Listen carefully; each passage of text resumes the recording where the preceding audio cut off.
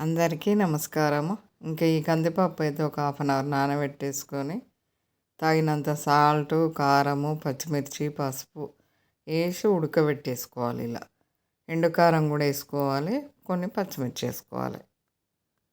ఇట్లా ఉడికిన పప్పులో మనకు నచ్చిన కూరగాయలు ఎన్ని ఉంటే అన్నీ కట్ చేసేసి వేసుకొని మళ్ళీ పొయ్యి మీద పెట్టేసుకోవాలి. ఉప్పు అయితే 2కి వేసేసుకోవాలి, తక్కువ వేసుకోకూడదు. పప్పు ఉడుకుతుంది కదా అని కొంచెం మెత్తగా రుద్దేసుకొని మనకు ఎన్ని రకాల కూరగాయలు ఉంటే అన్ని రకాలు వేసేసుకోవచ్చు. ఉడకనివ్వాలి కొంచెం. ఈ పప్పు చిక్కడి పప్పులనే మనం పులుసు పోయక ముందే ఈ కూరగాయలు ఉడికితే చాలా బాగా టేస్ట్ వస్తుంది అన్నట్టు.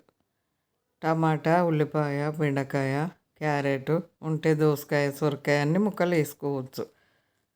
ముల్లంగి కూడా మనము పులుసు పోసి పప్పుచారు లాగా చేసి వేసింది వేరే టేస్ట్ ఉంటుంది. ఇంకా ఇలా పప్పులో కూరగాయలు కొంచెం సేపు ఉడికించి మనం చింతపులుసు కావాల్సినంత పప్పుచారు చేసుకునే టేస్ట్ వేరే ఉంటుంది. అంత గట్టి పప్పు అయినా కానీ మనం కూరగాయలు వేయడం వల్ల ఇంత నీరు వచ్చింది, మంచిగా ఉడికిపోతూ ఉన్నాయి. మనము పప్పుచారుకు సరిపడా వేసుకోవాలి. సాల్ట్ వేయడం వల్ల ముక్క మంచిగా ఉప్పు కారము మంచిగా ముక్కకు పట్టి ఇంకా మనకు ఉడికిన తర్వాత కూరగాయలు రసం వేసుకోవాలి. మనకి ఎంత పప్పుచారు కావాలో అంత చూసి టమాటాలు వేసాం కదా, పులుపు చూసుకుంటూ వేసుకోవాలి. ఇంకా మేమైతే దీని నిండా పప్పుచారు చేసేసాము. చాలా చాలా టేస్ట్ ఉంటుంది. మనకి ఇట్లా పప్పుచారు ఇలా మసిలేటప్పుడు కరివేపాకు వేసుకోవాలి, ముందే వేయకూడదు.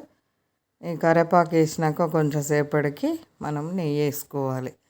పప్పుచారు కొంచెం ఒక 1/2 ఇంచు తగ్గేది వరకు మసలనివ్వాలి.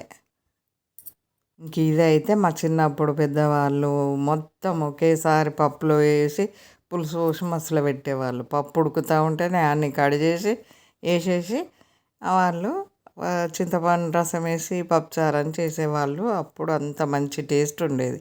ఇంకా తాలింపు అంటే అందరికీ తెలిసిందే. ఇంకా ఇలా నూనె ఆయిల్ పొయ్యి మీద పెట్టేసుకొని ఎండుమిర్చి, ఎల్లిపాయ, జీలకర్ర, ఆవాలు, కరివేపాకు, కొంచెం పసుపు వేసుకున్నామంటే తాలింపుకు చాలా బాగుంటుంది. పప్పుచారు కూరగాయలు అన్నట్టు అంత చప్పగా లేకుండా అవి ఇవి మంచిగా ఉడికి మంచి టేస్ట్ వస్తుంది. పులుసులో ఉడికిన దానికంటే పప్పులో ఉడికింది బాగుంటుంది రుచి. ఇలా అప్పుడప్పుడు అయితే పెద్దవాళ్ళు చేసిన వంటలు చేసి టేస్ట్ చేసేద్దాము. మనకి ఇంతకుముందు వీడియోలలో చాలా రకాల పప్పుచారులు ఉన్నాయి. ఇంకా అందులో ఇదొక రకము. కొంచెం మార్చి చేసుకోవడం వల్ల టేస్ట్ కూడా తేడా ఉంటుంది. ఈ వీడియో కనుక నచ్చినట్టయితే లైక్ చేయండి, షేర్ చేయండి.